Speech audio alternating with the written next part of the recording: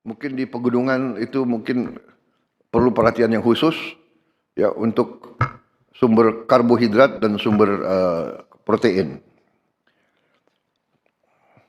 Jadi maksud dan tujuan kita bentuk komite ini untuk membantu semua gubernur dan semua bupati ya untuk mempercepat pembangunan supaya anggaran bisa langsung terwujud, harus terwujud untuk kepentingan rakyat. Program-program penting pemerintah untuk membantu percepatan pembangunan Papua juga adalah sama dengan untuk daerah-daerah lain. Program makan bergizi gratis sudah sampai ke Papua. Mungkin masih ada beberapa yang belum sampai, daerah-daerah terpencil, tapi kita akan tuntaskan. Sekolah rakyat juga harus juga dinikmati sampai di tiap kabupaten. Kampung nelayan tentunya di daerah pesisir. Pembangunan fasilitas umum, ketahanan pangan, food estate, ini menjadi prioritas. Jalan Trans Papua juga harus kita tuntaskan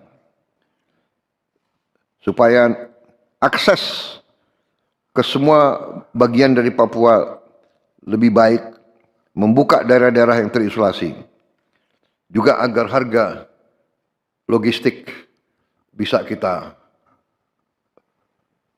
potong, kita kurangi. Selain swasembada pangan, juga swasembada energi. Jadi kita berharap tiap daerah juga nanti swasembada energi. Saya kira Papua punya sumber energi yang sangat baik dan Menteri ESDM juga sudah merancang bahwa daerah-daerah Papua harus menikmati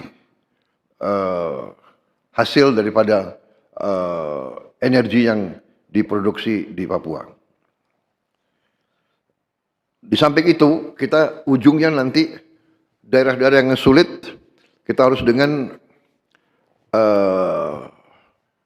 menggunakan tenaga surya atau tenaga air. Teknologi tenaga surya sekarang sudah semakin murah dan ini bisa untuk mencapai daerah-daerah yang terpencil. Juga tenaga hidro juga sekarang ada hidro yang mini yang bisa juga dipakai di daerah-daerah yang terpencil. Ini semua adalah supaya ada kemandirian tiap daerah. Kalau ada tenaga surya dan tenaga air, tidak perlu kirim-kirim BBM mahal-mahal dari daerah-daerah lain. Dan juga nanti kita berharap di daerah Papua pun harus ditanam kelapa sawit supaya bisa menghasilkan juga BBM dari kelapa sawit. Juga tebu menghasilkan etanol. Singkong, kasava juga untuk menghasilkan etanol. Sehingga kita rencanakan dalam 5 tahun semua daerah bisa berdiri di atas kakinya sendiri, swasembada pangan dan swasembada energi. Dengan demikian, kita akan menghemat ratusan triliun untuk subsidi, ratusan triliun untuk import BBM dari luar negeri.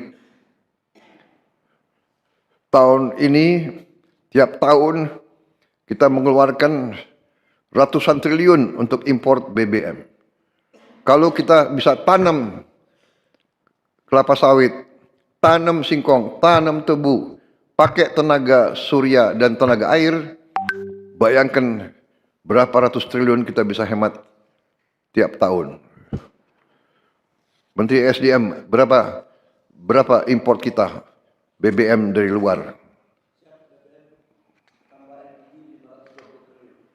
520 triliun. Bayangkan, kalau kita bisa potong setengah, berarti ada 250 triliun. Apalagi kita bisa potong 500 triliun. 500 triliun itu berarti tiap kabupaten bisa punya, kemungkinan bisa punya 1 triliun. Tiap kabupaten. Bagaimana membangunnya kita coba? Bayangkan kita biar negara kayak apa. Ini bisa kita lakukan. Potensinya ada, rencananya ada, dan kita akan buktikan. Kita akan buktikan bahwa kita menuju ke situ. Tidak bisa seketika, tapi kita sudah mulai ke arah situ. Mulai tahun depan, Menteri ESDM melaporkan ke saya, kita tidak akan import solar lagi dari luar negeri. Mulai tahun depan. Kita harapkan dalam 4 tahun, kita juga bisa tidak import bensin dari luar. Saudara-saudara,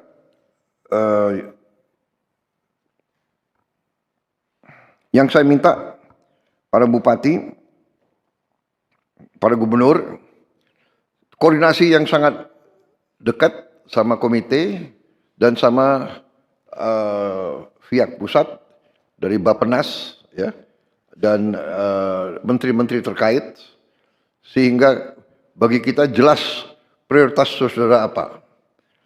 Silakan saudara-saudara merancang, para bupati sama gubernur, apa yang menjadi perhatian utama saudara-saudara, kesulitan utama saudara-saudara, prioritas saudara-saudara. Tidak mungkin kita bisa selesaikan semua seketika. Tapi kalau kita punya prioritas saudara-saudara, kita akan cocokkan dengan kemampuan yang bisa kita lakukan sekarang. Yang jelas dana otonomi khusus, ya, yang tahun ini belum dicairkan, ya, Menteri Keuangan. Dana otonomi khusus Pak sudah dicairkan Pak semuanya untuk tahun ini 12,696 triliun Pak. Tahun ini. Ini akan dijadikan 1 tahun depan. Tahun depan berapa dana otonomi khusus? Dana otonomi khusus tahun depan agak turun Pak, di anggaran tahun 2026 itu sebesar 10 triliun. Jadi tahun depan kita akan punya 12 tambah 10. Yang tahun ini kan akan dijadikan 1 sama tahun depan. Sudah, catatan kami sudah dicairkan Pak yang tahun ini, 12 triliun lebih tadi. Sudah dicarikan? Sudah Pak. Tahun depan ke daerah-daerah? Sudah, ke daerah-daerah semua Pak. Sudah, ya, berarti. Para gubernur sudah? Sudah? Oke, tahun depan kita coba kalau ada penghematan di bidang lain kita samakan kembali, ya. Ya. Tapi saya minta benar-benar para gubernur, bupati bertanggung jawab, ya.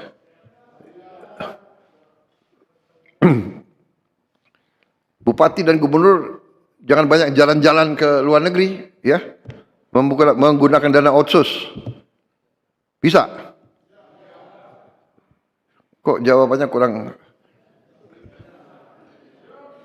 Bisa? Bisa, ya? Ini sekarang ini rakyatmu itu sudah pinter-pinter, semua punya gadget, ya. Nanti Mendagri, ya, awasi, ya. Jangan bupati terlalu lama ada di Jakarta. Saudara bertanggung jawab kepada rakyatmu, ya. Komite membantu, para menteri siap. Program-program pusat pun akan kita turunkan ke saudara-saudara.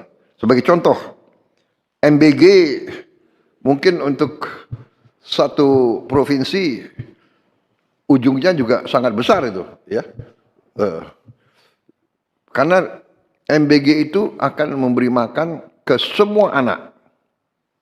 Dari mulai usia dini sampai kurang lebih umur 18 tahun.